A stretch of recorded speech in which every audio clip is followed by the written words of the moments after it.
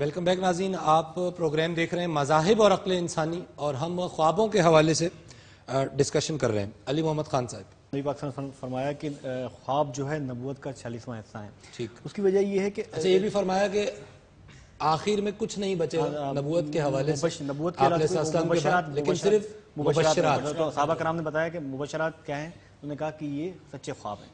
سچے خواب، جی سچے خواب۔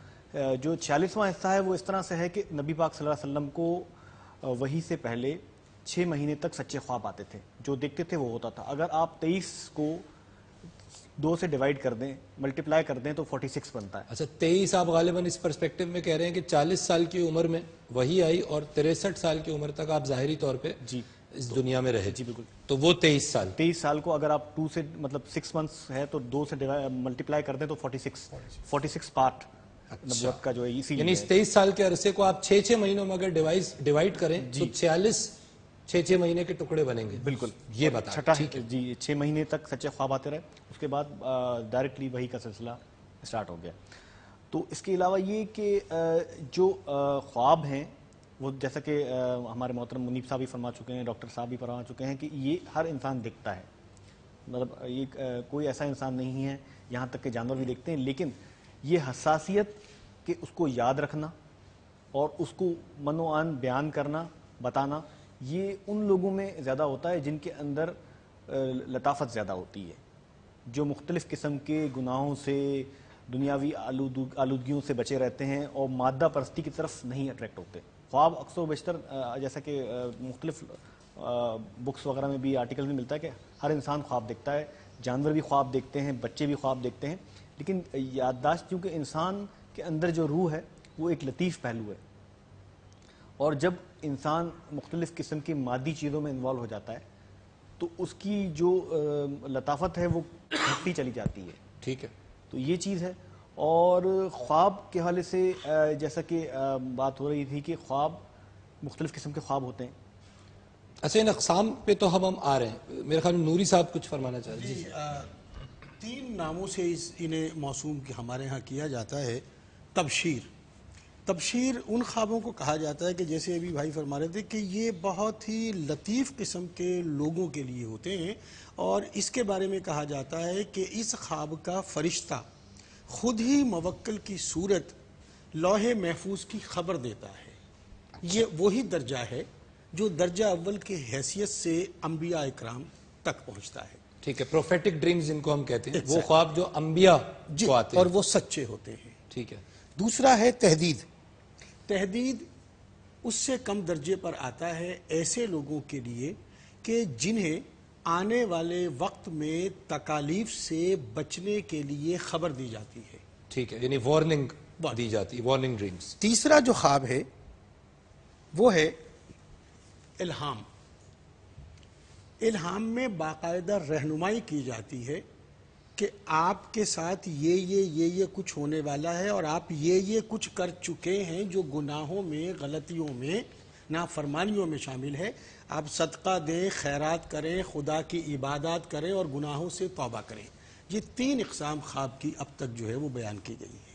ٹھیک، اچھا بڑا انٹرسٹنگ پہلو ہے ناظرین، جب ہم اقسام کی بات کرتے ہیں خوابوں کی تو کئی اقسام ہیں خوابوں کی جن کو سائنٹیفکلی آج لیبل کیا گیا ہے مختلف ناموں سے۔ اس میں پہلی طرح کے خواب ہیں جن کو ہم عام خواب کہتے ہیں، یا جن کو روٹین یا آرڈنری ڈریمز کہا جاتا ہے، اور ظاہر ہے کہ یہ وہ خواب ہیں کہ جو اس کی مثال اس طرح سے لی جا سکتی ہے کہ اگر ایک بچہ جو ہے، یا ایک بڑا انفیکٹ ویڈیو گیم کھیل رہا ہے تو، اور وہ ویڈیو گیم دن میں 8 سے 10 گھنٹے کھیل رہا ہے، تو اس کا مطلب عموماً یہ ہوگا کہ جو خواب اس کو آئے گا وہ خواب بھی اسی ویڈیو گیم کے حوالے سے کوئی نہ کوئی منظر ہوگا جو وہ خواب میں دیکھے گا، کیونکہ وہ دن بھر اس ایکٹیویٹی میں اتنا انگیج رہا ہے کہ اب رات میں بھی وہ ایکٹیویٹی، وہ عمل اس کے حواس پر شاید طاری رہے۔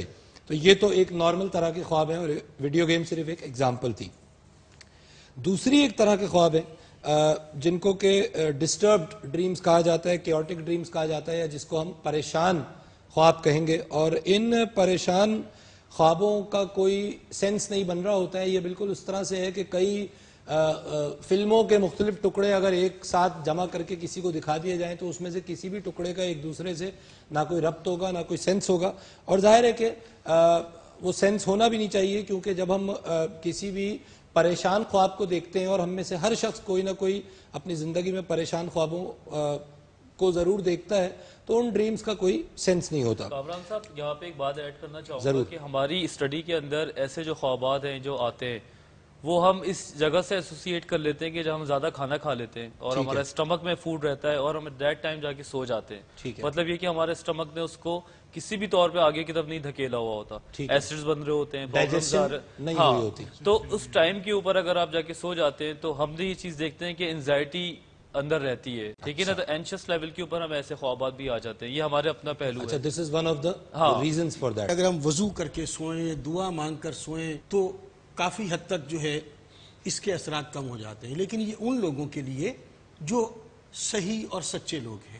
ٹھیک ہے. اب ایک کیفیت آتی ہے سوتے وقت ایسی کہ ایک انسان سوتا ہے لیکن سوتے وقت وہ ایک لمحے کے لیے سوچتا ہے اپنے اندر کے انسان کو باہر لا کر. ٹھیک ہے. اس کے آگے وہ خواب شروع ہو جاتا ہے کہ میں نے آج فلانے کی جیب کاٹی ہے, میں نے فلانے کو دھوکہ دیا ہے, میں نے فلانے کو لوٹا ہے, اور وہ تمام تر چیزیں جمع ہو کے اس کے لاشعور میں سے اکٹھی پھوٹ پڑتی ہیں. وہاں وہ خواب جنم لیتا ہے کہ وہ شخص اگر وضو کر کے بھی سوئے تو اسے کوئی فائدہ نہیں پڑے گا. وضو اس پہ اس کی صحت پہ کوئی اثر نہیں ڈالے گا. عمل ہاں دیکھیے, اندر کا انسان جو ہے وہ ہر جسم میں ایک جیسا ہے. ٹھیک. اسی لیے وہاں پہ یہ ایک پہلو سامنے آتا ہے کہ اب وہ لوگ جو ہنس کے ہر بات اڑا دیتے ہیں کہ اچھا میں نے کر دیا, اس کو نقصان پہنچا دیا, اور خوش بھی ہوتے ہیں, تو انہی کے لیے کہا گیا ہے کہ ہر وقت کا ہنسنا تجھے برباد نہ کر دے, تنہائی کے لمحوں میں کبھی رو بھی لیا کر. تو جو شخص تنہائی کے لمحوں میں رو لے گا اس کا وضو کرنے کے بعد کا پہلو بھی مطہر ہو جائے. اچھا, یہ تو پھر سیلف انسپیکشن کی بات ہو رہی ہے نا منیب صاحب, کیونکہ اب جب ہم اس کا روحانیت سے بڑا گہرا تعلق ہے سیلف انسپیکشن, بڑا ظاہر ہے. اچھا, ڈے ڈریمنگ, جی, جاگتے کے خواب. مجھے افتخار عارف کا ایک شعر یاد آ رہا ہے, اگر آپ اجازت دیں. ضرور. کہ میں ایسے شخص کو زندوں میں کیا شمار کروں جو سوچتا بھی نہیں, خواب دیکھتا بھی نہیں. جو سوچتا بھی نہیں, خواب دیکھتا بھی نہیں. پیرزادہ قاسم صاحب کا شعر ہے, ہمارے وائس چانسلر. اچھا, پیرزادہ قاسم صاحب کا. چلے قاسم صاحب سے معذرت کے ساتھ. جی, تو وہ ابھی جیسے ڈاکٹر عامر بھی کہہ رہے تھے کہ خواب دیکھنا چاہیے, یہ ہیلدی بھی ہے اور انسان کی ترقی اور گروتھ کے لیے, چاہے وہ اسپریچل اینگل سے ہو, دنیاوی ہو, دینوی ہو. بڑا انٹرسٹنگ اس میں ایسپیکٹ یہ ہے کہ سٹڈیز یہ متواتر طور پہ ریویل کرتی رہی ہیں کہ the mind cannot differentiate between what it perceives in the physical world and what it experiences in the mental world.